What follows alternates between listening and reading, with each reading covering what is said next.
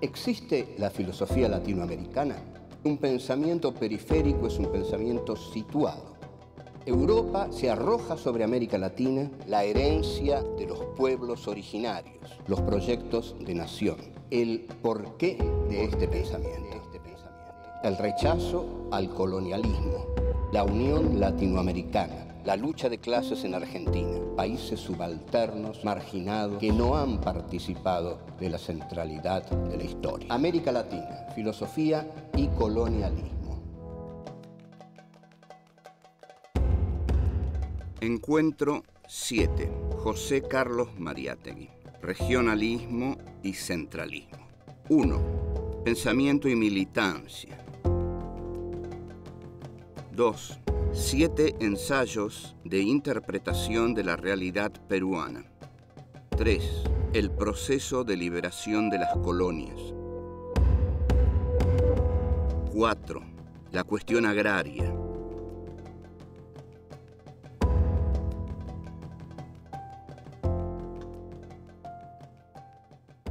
'Este es el encuentro número 7 de nuestro cuarto ciclo, Filosofía aquí y ahora.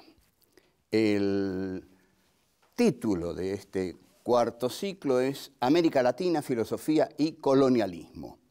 Y el tema de este encuentro es José Carlos Mariátegui, que es el gran filósofo marxista peruano, que a la vez es el más grande filósofo marxista de América Latina. Lo cual les voy a decir en una tremenda agresión a los filósofos marxistas de América Latina, que no se necesita un mérito muy extraordinario para hacerlo, porque en general no han hecho más que repetir las fórmulas más elementales del padre del llamado socialismo científico, es decir, de Karl Marx. Pero, en cambio, José Carlos Mariátegui fue mucho más allá. José Carlos Mariátegui hizo la actitud esencial de un intelectual. ¿Cuál es la actitud esencial de un intelectual? Crear. Si un intelectual es marxista, no tiene que tomar la letra del marxismo como un dogma. Eso lo puede hacer el cura de alguna parroquia que está leyendo la Biblia y bueno, y ahí está la palabra divina a la cual él se va a someter. Pero un intelectual no se somete nunca, porque si no, no es un intelectual. Un intelectual vive en estado de creatividad, y esto es lo que José Carlos Mariátegui hizo frente al marxismo. El libro en el cual se condensa todo este saber, toda esta osadía intelectual de José Carlos Mariátegui es un libro célebre, que todos los marxistas de América Latina han leído, pero no han tomado su ejemplo. El libro es 7 ensayos de interpretación de la realidad peruana y es de 1928.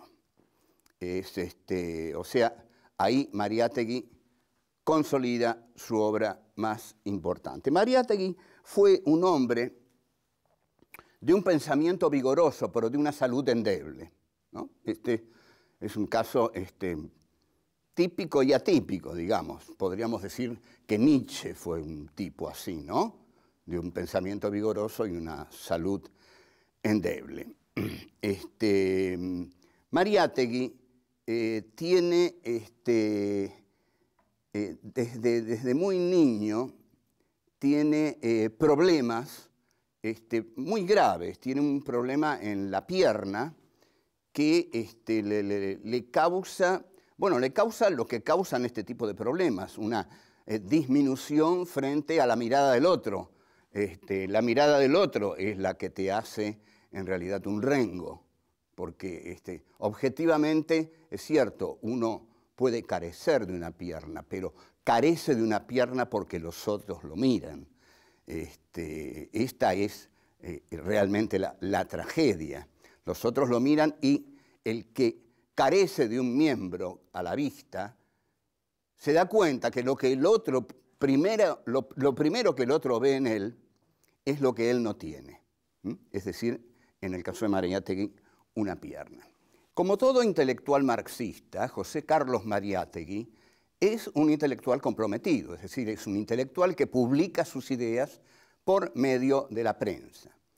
En realidad, si ustedes quieren conocer mi opinión, yo creo que así debe ser.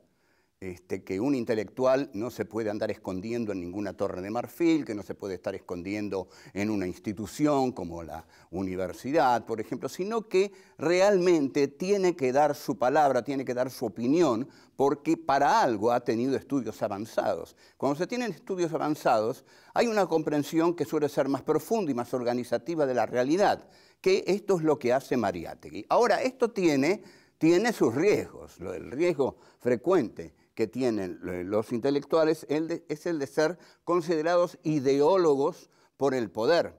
Y para el poder, el ideólogo es muchas veces el causante de todo, porque es el que pone, y estas son las palabras del poder, la semilla de la insurrección o de la subversión en la cabeza de la gente. Por eso a Mariátegui, el presidente Leguía, tenía dos caminos: o lo mataba o lo mandaba a Europa. Como no podía matarlo, dada la coyuntura política y la importancia que había tomado Mariátegui, lo manda a Europa. Es decir, se puede interpretar esto como un exilio o como una, digamos, expulsión del país. Mariátegui se va a Europa y aprovecha mucho este viaje porque realmente Europa seguía siendo en ese momento el centro de la actividad intelectual. Participa de un congreso socialista, de muchos congresos socialistas, y conoce a personalidades excepcionales como Togliatti, que va a ser el jefe del Partido Comunista, y nada menos que Antonio Gramsci. O sea, Mariátegui encuentra las fuentes importantes de pensadores a los cuales él no solo admiraba, sino que tenía mucho para aprender de ellos. Vuelvo.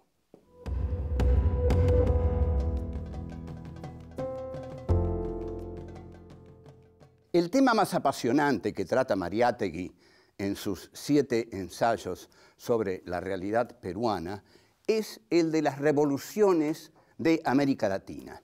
En este sentido, su pensamiento es muy original. Esas revoluciones, dice Mariátegui, no fueron revoluciones. Lo que esas revoluciones constituyeron, fue salir de la órbita hispánica que realmente monopolizaba el comercio de las colonias de América Latina.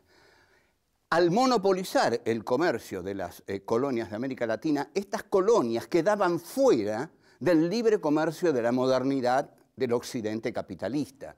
Entonces, para Mariátegui era comprensible que las clases que dominaban a todos estos países quisieran entrar en relación con los países que hegemonizaban este desarrollo occidental capitalista, que eran fundamentalmente Gran Bretaña, el Imperio Británico, y Francia.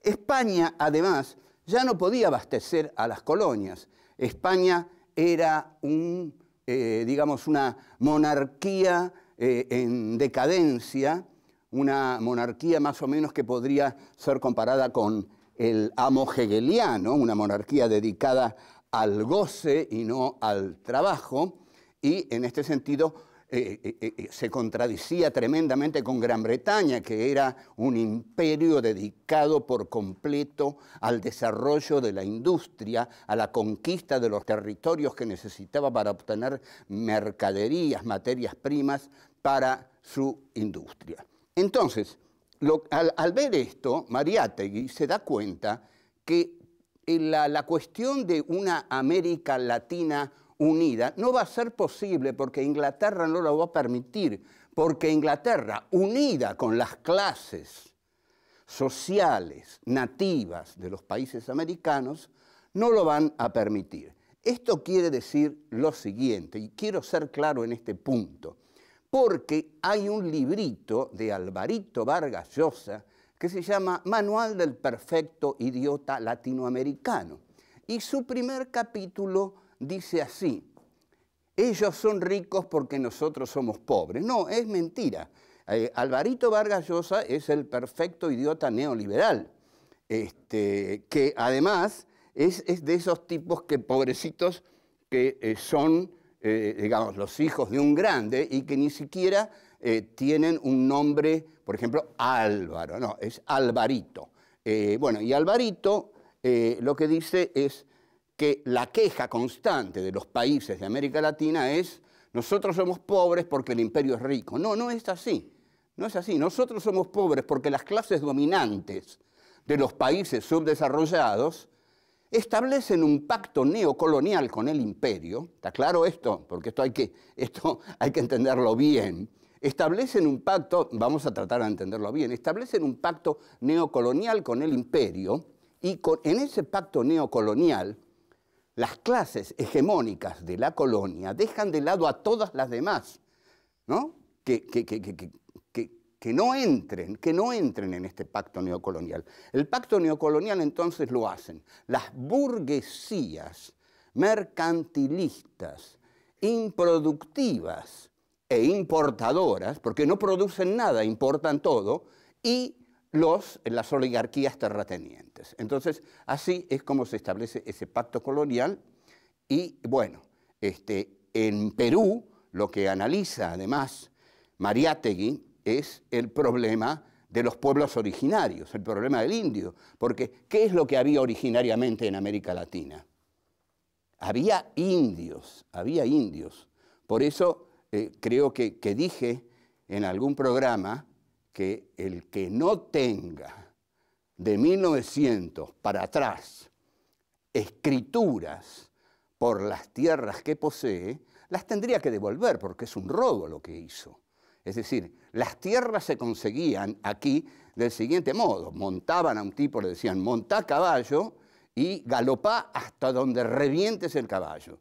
El tipo iba hasta donde reventaba el caballo y hasta ahí la tierra era suya. Así se conquistó la tierra en el siglo XIX. Ahora bien, por supuesto esas tierras se las robaron a los pueblos originarios, los cuales fueron aniquilados en todos lados. Es decir, se los mató aquí, se los mató en Estados Unidos. Lo que ocurre es que aquí se los mató para crear el latifundio, se los mató para repartir la tierra entre muy pocas familias. Sabemos lo que fue la llamada conquista del desierto de Roca. Fue una empresa para lograr el latifundio. Mariátegui, cuando analiza el problema de los pueblos originarios, marca esto: los pueblos originarios fueron saqueados, se les quitó sus tierras. Y bueno, siguió adelante y nosotros vamos a seguir adelante con él. Vuelvo.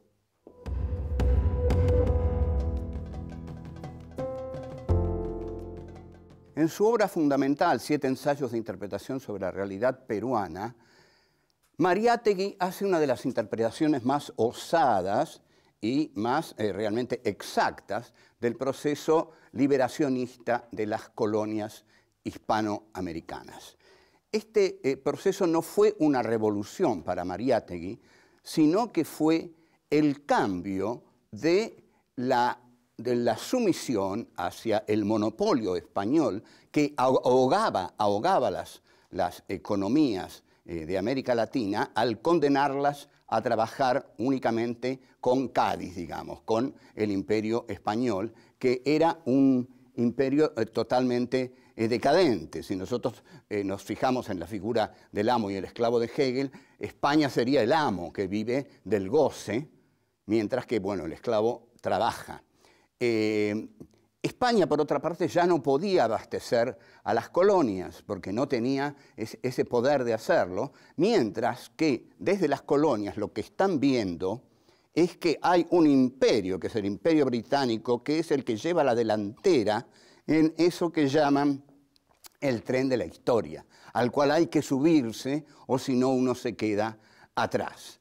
Entonces, Mariátegui dice que, bueno, que está bien, que se ha liberado América Latina del imperio español monárquico decadente y que ahora América Latina se va a integrar a través de un intercambio cultural y económico al Imperio Británico y a Francia, pero fundamentalmente al Imperio Británico.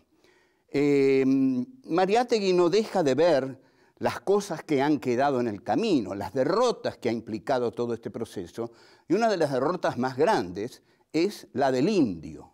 La del indio es una de las derrotas más grandes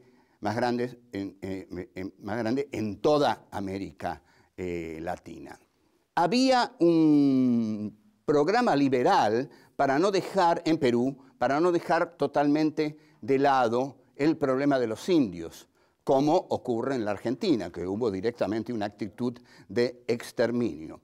Ahora, lo que ocurre en Perú es lo que ocurrió en Argentina.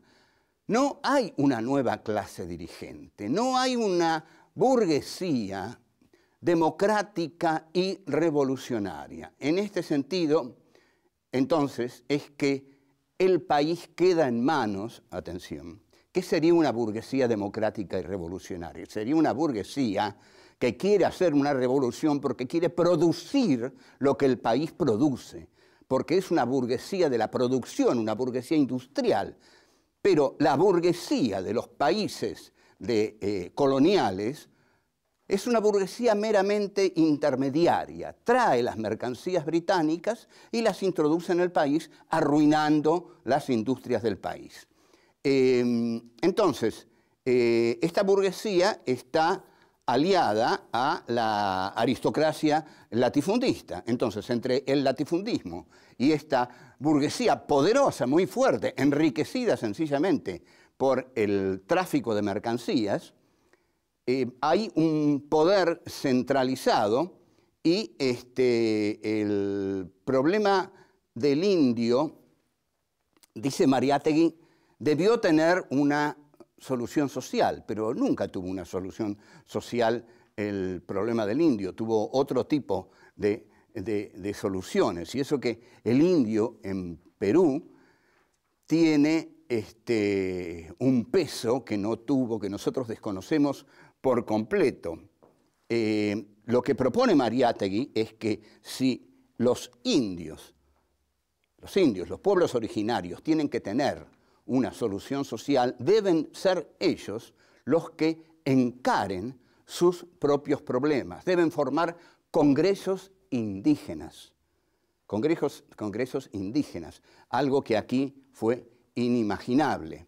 ¿Qué implican los congresos indígenas? Un congreso siempre implica una centralización. Una centralización es una comunicación entre los grupos de distintas regiones que se reúnen en un congreso para discutir los problemas de cada uno de esos grupos. Justamente un congreso es el diálogo entre los distintos grupos de pueblos originarios que se reúnen para, bueno, decir, está pasando esto, está pasando aquello, y hay 4 millones de personas ahí, pero no, 4 millones de personas, digamos, el número es muy difícil que se transforme en fuerza si no hay una ideología profunda de unificación.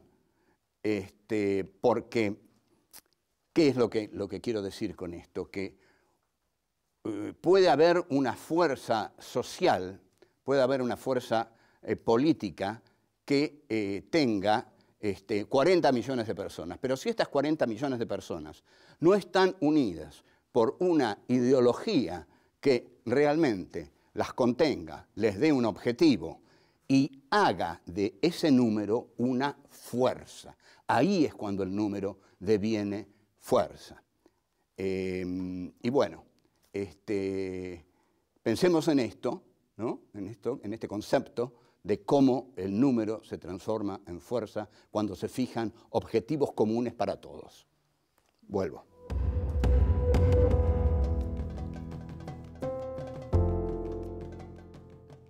El tema fundamental que va a tratar Mariátegui en los 7 ensayos es el tema de la cuestión agraria.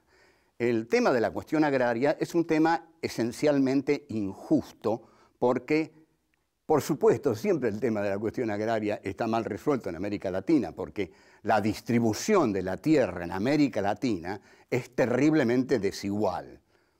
Entonces, el régimen feudal, que se caracteriza justamente por una centralización de la tierra en la figura del señor feudal, debió ser reemplazado por las revoluciones latinoamericanas. Pero no fue reemplazado. Las tierras siguieron teniendo un carácter centralizado en pocas familias.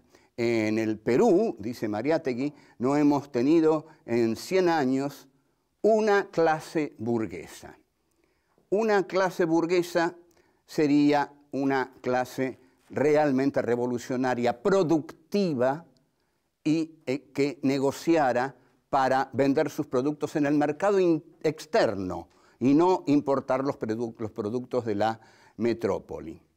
Ahora, esta falta de igualdad en el tratamiento de la tierra es una de las grandes trabas del desarrollo. Por supuesto también, porque si la tierra pertenece a 10, 15 familias, la tierra no va a ser trabajada. Es decir, la van a trabajar los peones que están a sueldo de esas familias, pero el peón no trabaja la tierra del mismo modo cuando la trabaja para el patrón por 30 pesos que cuando la trabaja para sí mismo y para su familia y para mantener su hogar. Mariátegui, por supuesto, esto es notable, ¿a qué apela? ¿Qué es lo que puede solucionar esto?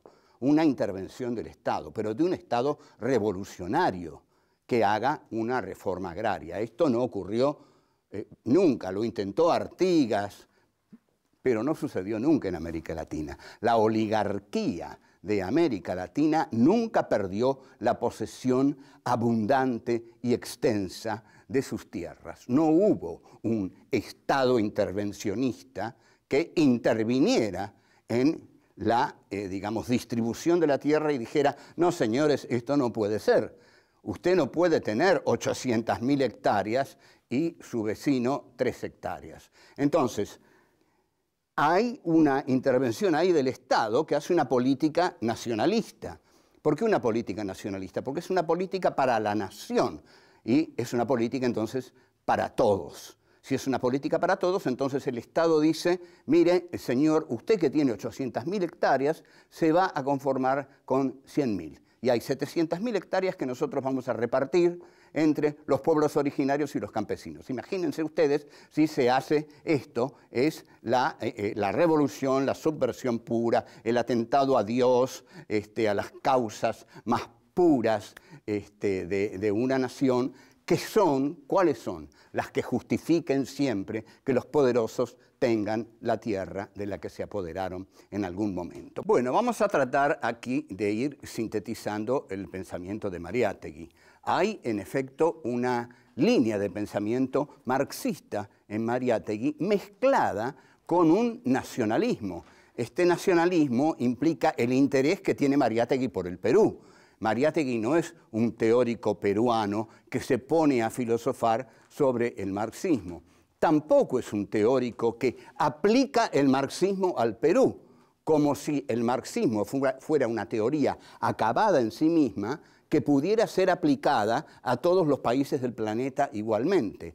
Lo que hace Mariátegui y lo que lo aleja de la tradición marxista latinoamericana y especialmente argentina, que es muy seguidista del pensamiento de Marx, es que Mariátegui realmente recrea el marxismo porque es un nacionalista convencido, cosa que no fueron los marxistas argentinos, que no fueron nacionalistas, y que se encontraron con serios problemas para hacerlo, con Irigoyen, con el peronismo, al cual abominaron justamente por ser un movimiento nacional, popular, populista. En cambio, Mariátegui cree firmemente en su nacionalismo y cree que en la unión del nacionalismo y el marxismo va a surgir un pensamiento original para su patria, el Perú. Entonces, ¿cuáles serían nuestras conclusiones fundamentales sobre Mariátegui? Mariátegui es el gran teórico marxista de América Latina. Su ensayo fundamental es 7 ensayos sobre la realidad peruana. Lo que Mariátegui incorpora al marxismo es un genuino nacionalismo peruano que, en lugar de someter a Perú a la teoría marxista, utiliza la teoría marxista para comprender al Perú. Es decir, hay una unidad entre nacionalismo y marxismo que en la Argentina no se dio nunca, porque el nacionalismo quedó del lado de los movimientos populares y los marxistas nunca fueron nacionalistas y confundieron al nacionalismo con el fascismo. Mariátegui no, de ningún modo. Entiende que el nacionalismo es la comprensión de los pueblos originarios, es la comprensión de la necesidad de una reforma agraria, es la comprensión de la crítica al latifundismo, es la comprensión de la crítica a la revolución inconclusa que no se hizo contra España, y ahí Mariátegui entonces es donde toma su originalidad. La originalidad de Mariátegui entonces, y con esto resumo, es que es un pensador marxista que une al marxismo con el problema profundo de la nación a la cual él quiere comprender. Bueno, chao, fue todo. Los pueblos originarios fueron saqueados, se les quitó sus tierras.